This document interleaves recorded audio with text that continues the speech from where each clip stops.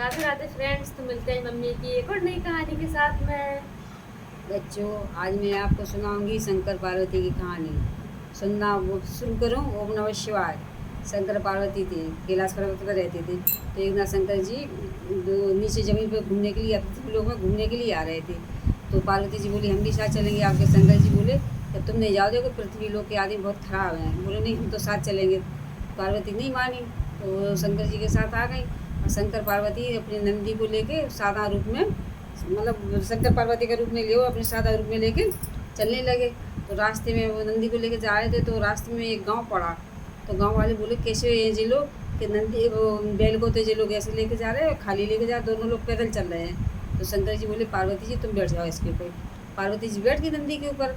तो और आगे दूसरे गाँव में पहुँचे वे लोग। तो वहाँ के लोग कहने लगे, देखो ये बूढ़े बब्बा तो पैदल जा रहे हो, अपने कैसे बाप मटकती जा रही है, बैल की वजह नहीं है कि बब्बा को बैठाया जाए। तो शंकर जी बोले, पार्वती तुम उतर जाओ, हम बैठ जाएंगे। तो शंकर जी बैठ गए। फिर वो आगे फिर गाँव में चले, एक गाँव फिर मिला।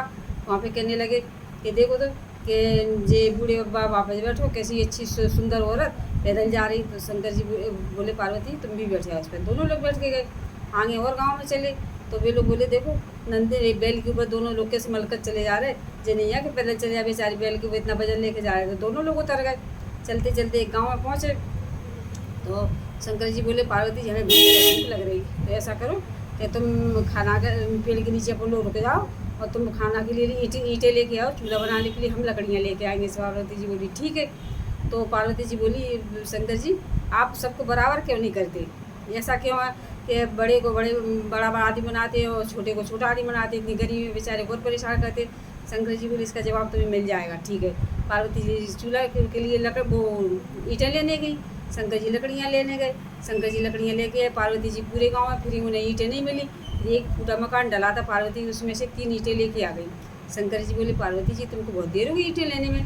पार्वती जी बोली, क्या करें, पूरे मकान इतने बढ़िया बढ़िया मकान बने थे कि उनसे इच्छा नहीं हुई इनमें से ईंटें निकाल लें।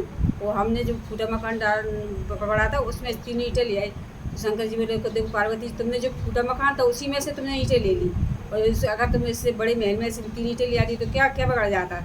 इसका जवाब तो मिल गया। पार्वती जी हाँ मिल गया। तो उन्होंने खाना बनाया, खाया। अब पार्वती जी बोली, शंकर जी अगर अपन लोग पेड़ के नीचे रुकती है तो ऐसा है, एक कमरा बना लो। तो ठीक है, शंकर जी बोले ठीक है।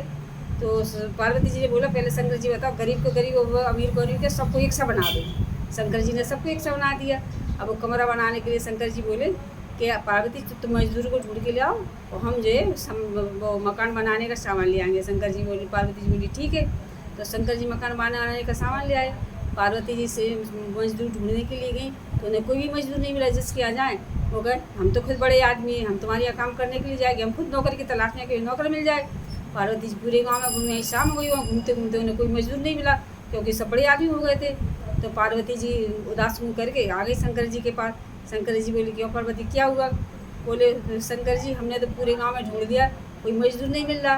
तो बोले, क्या करना चाहिए। बोले, पार्वती जी बोली, जो पहले जैसा था उसको वैसा ही बना दो, जो गरीब था उसको गरीब बना दो, पैसे वाला था पैसे वाला बना दो। सारे लोग पैसे वाले हो जाएंगे तो किसी का कुछ काम ही नहीं बन पाएगा। शंकर जी बोले, ठीक है। शंकर जी ने मंत्र पढ़ा, तो जो गरीब थे उनको गरीब बना दिए, जो पैसे वाले थे उनको पैसा वाला बना दिए। बच्चों, कैसी लगी हमारी कहानी ज़रूर बताना। तो फ्रेंड्स, आप लोग को कहानी कैसी लगी कमेंट में ज़रूर बताना, और जो लोग मेरे चैनल पर नए हैं वो प्लीज़ चैनल को सब्सक्राइब जरूर कर देना। Okay, bye bye friends. ओम नमः शिवाय।